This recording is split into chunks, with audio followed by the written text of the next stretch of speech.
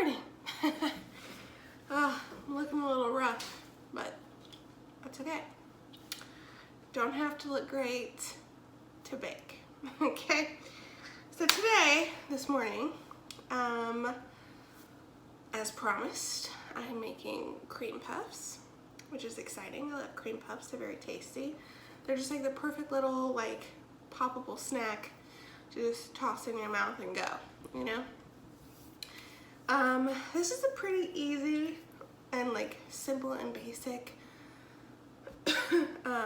cream puff recipe, and I've adapted this to what works with me in my oven,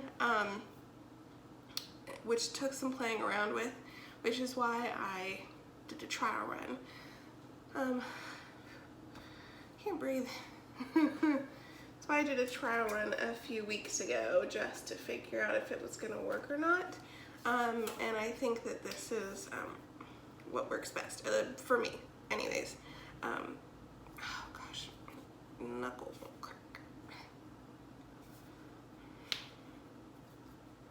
Anyways, okay, I'm a little lost getting everything together. So, to get this recipe started, you need 1 stick of butter that you've cut up, and as you've noticed, we're over the stove. Puff pastry is, it's not puff pastry, sorry, cream puffs. Cream puffs are made with choux pastry, and choux pastry has to be cooked before you can use it, which is different. Not a lot of things work that way. So it's fun, and it's not super difficult, it's just a timely process. So yeah, so you need a stick of butter that you've cut up, and then you also need a 1/2 cup of milk and 1/2 cup of water. I've just put them both in 1 measuring cup, and we're just gonna pour that over there. Now, this part is optional, but when I made these before, I just thought that it enhanced the flavor a little bit. So I'm going to add 2 tablespoons of granulated sugar into this mix, just to sweeten the dough up a little bit. So that, I'm going to turn this on to medium-high heat. I only have 6 notches on my stove, so this is at about a 4, and I'm just going to stir this until the butter melts and it starts to come to a boil. Before I forget, I'm going to add in just a pinch of salt.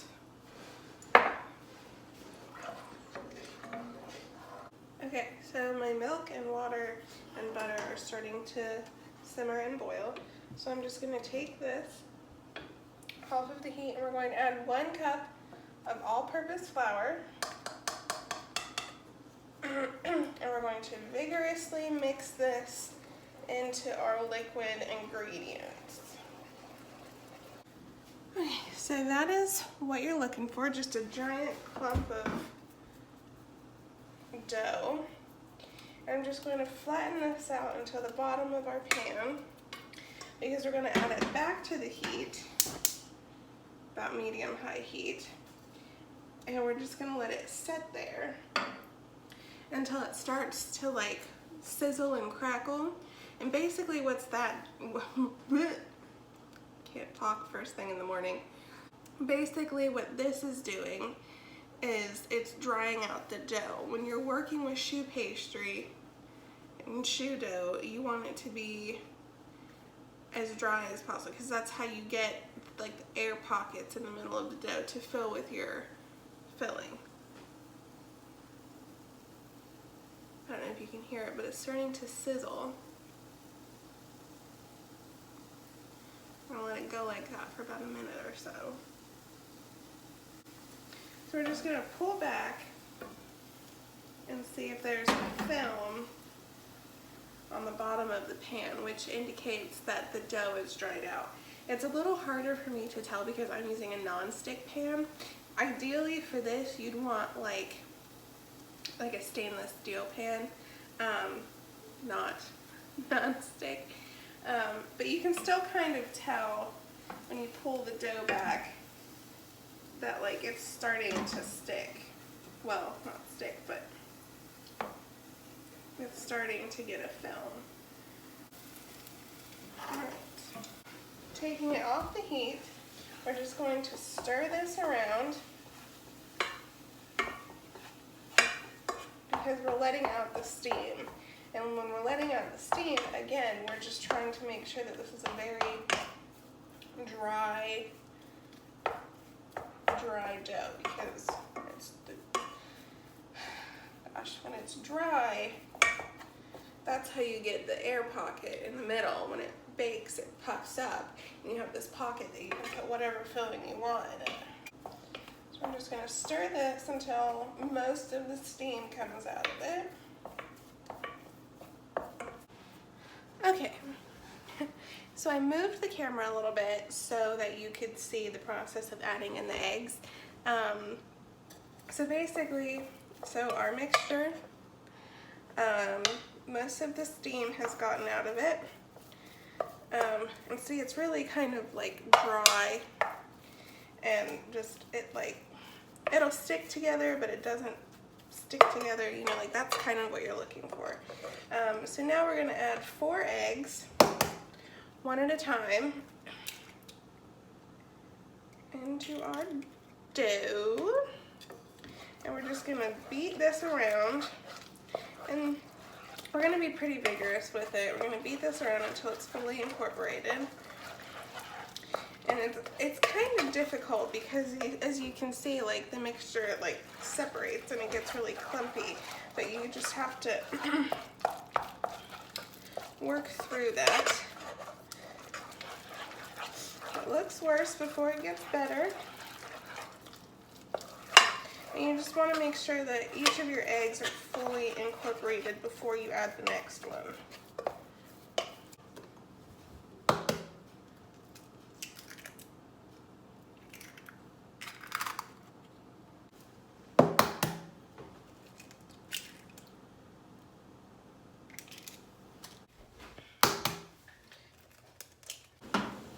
Okay, so this is what our choux pastry looks like. So a good indicator that it's done is that you see how it's like falling over. That's what you want. Ooh, golly. It's very sticky. Okay, so I have a baking sheet here lined with parchment paper. We're going to pipe this mixture, so I have my little freezer bag here. Oh. If you're not planning on baking these right away, which obviously we are, you can wrap this dough up and refrigerate it for up to 3 days until you need it. But I find it's best to work with it after it's been freshly made.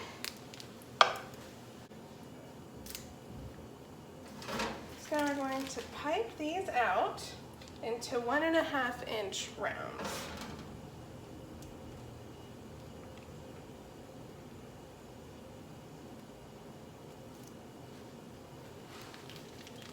So you see how they have these little points on them? We don't want that. We want them nice even baked. So we're going to take some water and just dab the little tips down. Ensuring for a nice even bake. Now these are a little on the small side. They will puff up when they bake, but you can absolutely make them bigger if you want to make them bigger. I just find that they're easier and more fun to eat, and you can eat more of them when they're smaller. Okay, so these are going to go in a let me explain this. Okay, so our oven is at 400 degrees right now, but I'm going to crank it up to 425 as soon as I put these in there, and we're going to bake them for 10 minutes. After 10 minutes, we're going to drop the heat down to 350. This is creating, like, when you put the the oven at a certain heat, you know, they like acclimate to that heat, and then when you crank it up while they're in there, it's creating this like heat. I don't know, like it helps accelerate the puff and give us that, I don't really know how to explain it, but it works, trust me. So we're gonna bake them at 425 for 10 minutes and then drop it down to 350, and then put in our next sheet of cream puffs, and then we're gonna fill them. How exciting!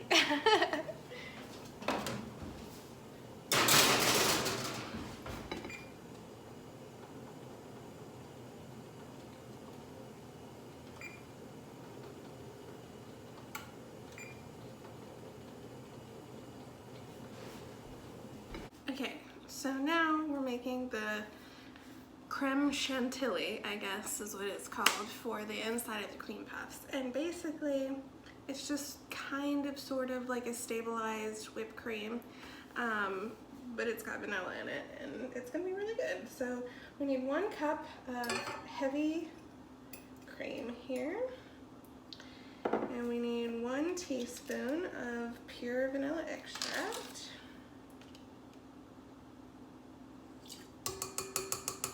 Oh golly, 3 tablespoons of powdered sugar. Right, we're just gonna whisk this at a fairly high speed until it comes together for a nice, lovely whipped cream. Look at that! How beautiful. Okay. So of course, we're piping this. So we're going to fill up our piping bag with our creme chantilly. Okay, it's a little hard to do in a bag that doesn't have a tip, but basically here's one of my little cream puffs here. So it's got a nice golden shell on it, and it's nice and hollow in the middle. So I cut a hole in the bottom shortly after they came out of the oven to help them air out and cool down quickly. But we're just gonna put this in here. Ooh. I need to cut just a little bit bigger of a hole. A little bit. Okay. Just gonna put that in the hole and just pipe it in there. And you can feel the puff fill up with cream. So it came out a little bit at the bottom, but I don't know, I'm gonna take a bite and like show you what the inside is gonna look like. Oh god. Want to see how it's just like nice and hollow? We just have this like pocket just full of cream. Num num num. I have a special guest. Hello. Jake's home, so he's gonna try my cream puff. Ready?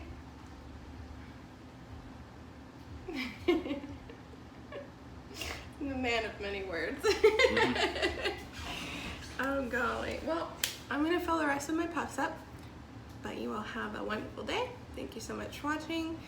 Love you so much. Thank you for all the support, and until next time.